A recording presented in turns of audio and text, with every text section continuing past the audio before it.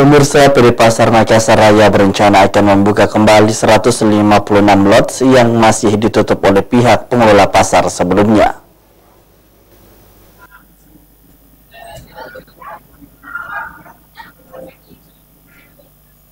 Meski mendapat penolakan oleh pihak pengelola pusat grosir butung terbesar di Indonesia Timur ini berhasil dikuasai Perumda Pasar Makassar Raya Senin siang. Suasana transaksi jual beli pakaian dan lainnya di pusat grosir butung Makassar terpantau Selasa siang tetap kembali berjalan normal. Meski sebelumnya memang masih ada 156 lots yang tutup lantaran diambil alih oleh pengelola sebelumnya, yang nantinya akan difungsikan kembali Perumda Makassar Raya.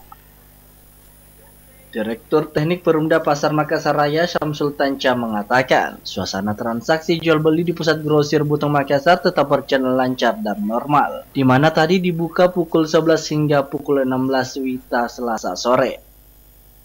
Terkait masih adanya 156 lots yang masih tutup, Syamsul Tanca menambahkan, jika lots tersebut diambil alih oleh pengelola sebelumnya, yang nantinya akan difungsikan kembali oleh Perumda Pasar Makassar Raya dan dibahas bersama sejumlah pedagang.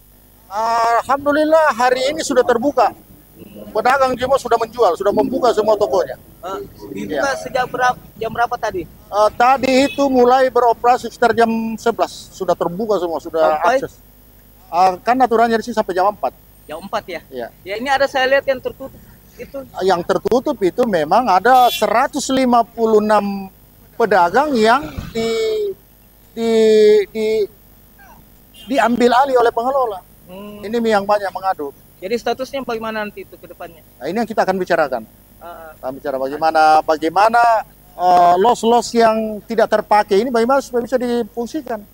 Meski suasana penjualan di pusat grosir terbesar di Indonesia Timur ini berjalan normal, namun sejumlah petugas dari Polres Pelabuhan Makassar, Satpol PP Kota Makassar, dan karyawan Perumda Pasar Makassar Raya tetap berjaga-jaga guna mengamankan aset dan pedagang.